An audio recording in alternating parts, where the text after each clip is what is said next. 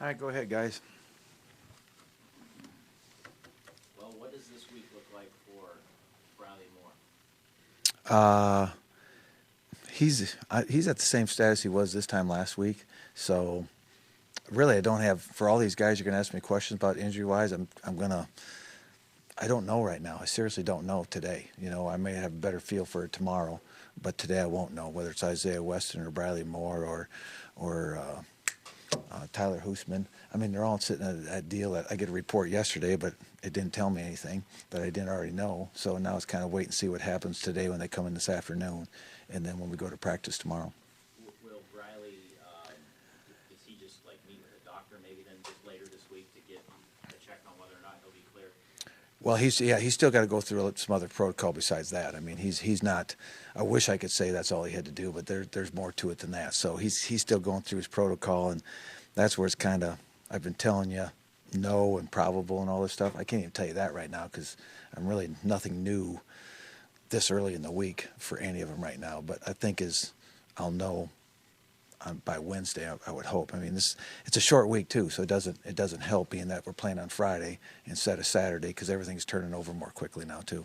How much have you learned about James Madison in the last couple of days? Well, they're. I mean, we all knew they were good. I mean, it's just verifying it when you're watching on film, the type of talent they have, extremely talented on defense, just got great speed, great size, secondary is excellent, and have two defensive ends that are both up for the Buchanan Award. So it's guys that are coming off the edges with good cover guys behind them. So a tremendous defense. And then offensively, they're just so sound and they do what they do and they do it very well. And they got a core of running backs that can come after you. They don't make many mistakes, and they're a very strong football team. That's why they're 12-1 and ranked number 2 is it's like playing it's a top team. It's like playing North Dakota State. It's in that bracket of talent and aggressiveness and discipline within their team. So it's a very good football team. They appear to be a balanced offensive team. Do they like to throw it more than run it, or is it run first, then throw? What? For this round, I'd probably say they run first before they throw, but I don't know. It looks like an offense in this league. Shane Montgomery used to be at Youngstown State all these years, and he's the offensive coordinator now, and he was at Youngstown for years that we played against many times. But yeah, I'd say it's a very similar offense that you would naturally see in our league. And they can get in 2 tight ends as much as they can get in 3 tight ends, or they can get in no tight ends. I mean, they have the whole complete package where they've got all the personnel groups.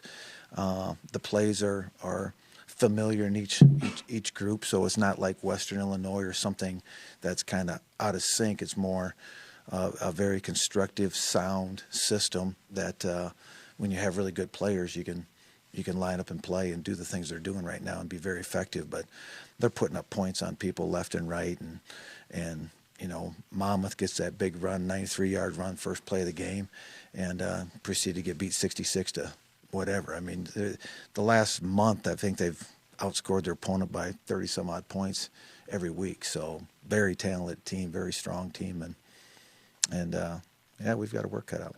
Obviously, this is a difficult challenge preparing for this game, but the fact it's Friday gives you less prep. How much more difficult to make it for you? Well, it created it's just a different hurdle. I don't know if it's.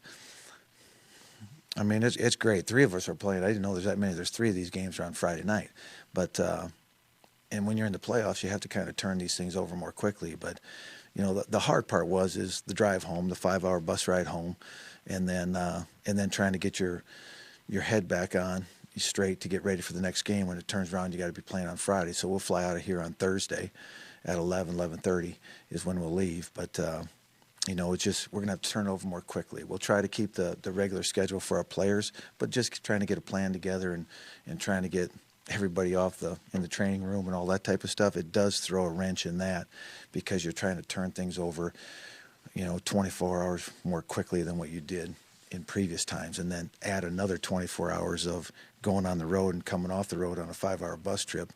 Kind of multiplied things that we got a condensed week to get some things done. Can you draw on your different times in the playoffs, your experience of having to play on the road Saturday, then go somewhere Friday, or is this just kind of a whole new beast this time around? You know, you and I can draw on it, and you know, we've been on these road trips before of going playing. I think we played a lot of these things on Friday night before, and even in the 2005 era, I read somebody said that was a Friday night run that we made a couple times. But I would say we can draw on it, but it's more what the players can draw off of, and that's what's important, is how are they going to adapt to getting ready and playing on Friday night. So they'll have a normal day to day. I didn't want to change anything just because they moved a game up. We're going to keep our schedule the way it has, with the exception of Thursday, and then you know you're going to lose Thursday and Friday because game day Friday and Thursday travel, so you will lose those 2 days. We didn't lose anything at the beginning of the week. We're losing it on the backside of the week, so that's where we're going to have to be creative to get them ready to play. How much sleep are you guys getting? Because it's signing day like in 2 weeks too, right? Yeah, well, as you can see, I can't get my contacts in, so so I had to wear my glasses today. But no, there's a lot of things going on, and again, you go back to, you know, the seed's old news by now, but the seed is so important because of recruiting, because of weekend visits. Getting home games is not just for your players; it's for recruiting. You know, we're not at home on the weekend, so thus you can't bring your players in on the weekend. And then right now, every coach is on the country, is on the road, in these high schools and in homes. We're trying to turn this over more quickly. So there's a give take to this. There's no question. But I've always said this too, man. When you recruit the players that we have right now, this is what you recruit them for. So you're giving every ounce of energy to them in this season to make this happen for them. I mean, you got a group of seniors there that, you know, this is their run. This is it. So we want to give them every opportunity, even though you got to look to the future in recruiting. You want to do everything possible and beyond that to take care of the guys you have and to make the run that you have with the team you have. And the effort they gave the other day just makes you want to work harder for them, because they gave a tremendous effort out in Brookings on Saturday. When you're taking on an opponent you haven't played before, how much does that change or add to your preparation? It seems like maybe that it would equal some extra homework. Well, it does make extra homework, and you got to get a feel for them. And it took me, I mean, I'm sitting here a day and a half later, and I'm just starting to get a feel for them now. The first time through, I couldn't get a beat on them, but it's starting to kind of fall together now that you kind of see it enough times. And it's a double-edged sword. I mean, just as good, if you want to look at it from the other side, is, you know, it's the first time they've seen us.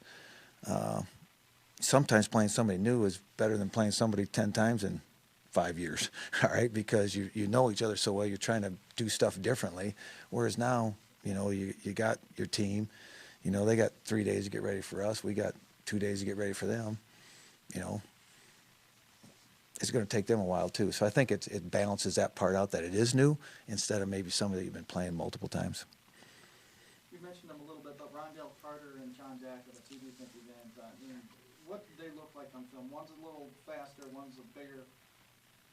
I see two guys that get off the football, work very well together, but their get off on the ball and the explosiveness is what I see. They can explode off the ball. They can knock. They got great hips and great hands, and that's what it takes to be a great defensive end, and they have that. And then they counter each other, so they have one on each side. So, and then I look at their coverage. When you start bringing people like that, you got to have coverage behind it, and they've got enough corners on that football field that they can cover.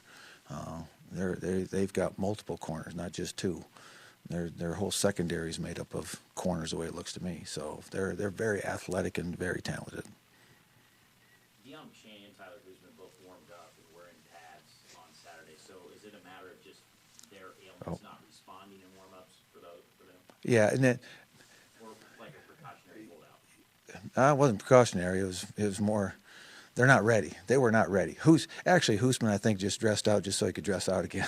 All right. He tried last week, and we knew he wasn't going to play before we even got on the bus to go there.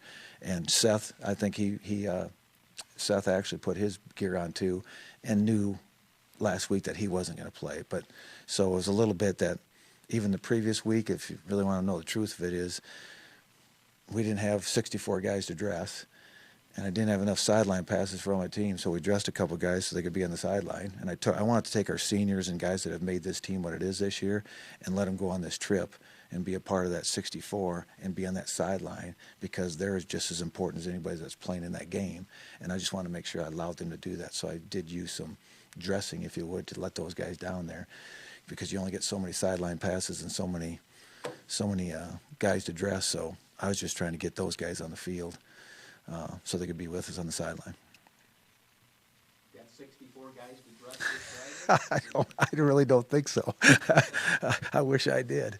So, but you know, we're thin. We're thin. I've never been this thin in a long, long time, but we're thin. And so, but hey, you can talk that way, but look what that thin group did at Brookings. Man, they were awesome. They were flat awesome. You know, I watched the effort that Trevor gave. I watched the effort that Colton Luke gave at tight end. I mean, I watched the effort of our entire defense, and Spencer Brown on PAT field goal block.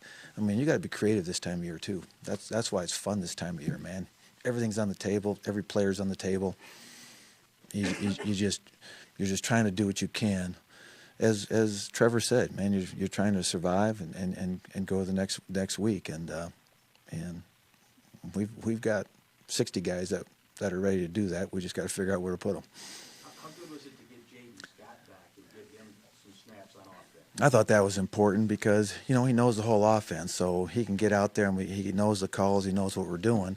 We're trying to teach Colton Luke, okay, here's this play and here's this play, so he's kind of limited because he's never learned the passing game, you know, except for the last couple of weeks. So it opens up your playbook a little bit. It allows you to run some more things that will loosen some things up too and play action, because you have a tight end that can get out on routes and not just block. So I think he gave us play action that maybe Colton Luke didn't, just to the defense. And when you do that, then the run game starts to work. And so all those things pieced together, and heck, I'm just excited, man. I'm not doom and gloom on that stuff. I mean, we're starting to get guys back. I just wish I wish I had that one more day to get one more guy back. But, you know, at the end of the day, we're playing good football right now. We're playing really good. And you better be playing good, because James Madison is really good. So this time of year, you better be good. Will McElvain played some good football Saturday, made a huge throw. As you look back over the past month, when you've been this thin and the games have kind of been as close as they have, maybe the numbers aren't as pretty as maybe some people expect them to be, but Will McElvain continues to lead the offense to wins and up productivity. I mean, how impressive has he been in your mind? Well, he's, you know, we said after the game, you know, the craziness of Will McElvain is the scramble for a 26-yard loss and then the scramble for the 36-yard gain. So there's a 10 yards difference there, right? So, but all in all, that's his gift, and he can extend plays. He just has to be aware of what's going on around him and when to do those things, and when to throw it away, and when to get vertical and when to try to complete it downfield. And that's experience. You can't gift that to anybody. You have to experience that. And he made a big play in the last drive, and earlier in the game he made a big play that hurt a drive. So he needs to go back and watch that film and learn from it, because the more games you play, there's a difference of, you know, that are you going to get that play to win the game or the one that hurt the team? And he just needs to play. The more you put too much on anybody's plate, you can't handle it right now. You just want the ability to play emotional football, intense football, and you got this far by what you did. So, you know, play your game, but also grow from the experience of what you did last week, and try to stay away from those errors. Are you going to spend some extra time on special teams because they blocked you thick last week? They blocked the punt. Did they do some things differently there that challenged teams in that game? I'd probably say talent. Talent's the difference. They got talented guys that are coming now, so that's the biggest difference. And all these numbers you're seeing, the talent difference. I mean, they've got. I mean, when you look at JMU, they're probably the. Oh, how do you see it? The most. They are way ahead of the pack as far as resources. Okay, and much like North Dakota State, those two schools are so far ahead in resources, and then where they're located, they own that recruiting area. for this division. So they're much like a Power 5 school or whatever you want to call them. They're much more like a BCS school as far as what they have and the type of players, not just in a handful of them. They got a two deep full of them. So very strong football team, very strong program. And, yeah, we're going out there and see what we'll be there. Let's put it that way. We will show up. Trevor Allen, it seems like he might be out there with one arm and one leg, it looks like, but Yep. Can you talk about the effort he's given the last 3-4 weeks? Trevor has been, his last couple of games is what Trevor Allen is when he's healthy. He's not healthy, but man, he's playing. That's his last game. And it showed on his 4th and short. It showed on his blocking on the long run. He came from behind and went down and gained another block. And that's exactly the temperament that you have to play at. And he's playing to another level. And he's our BCS guy. And he's playing like that to another level. And that's why we won the football game. Is we have players stepping up in those type of situations, and he stepped up. Bronte Wells stepped up. I'm watching multiple people step up and do what they did in that football game. When you watch it on film, you might not have seen it on the sideline in a game, but the things that I saw guys really go to another level in that football game. What was that moment like when you knew that you were moving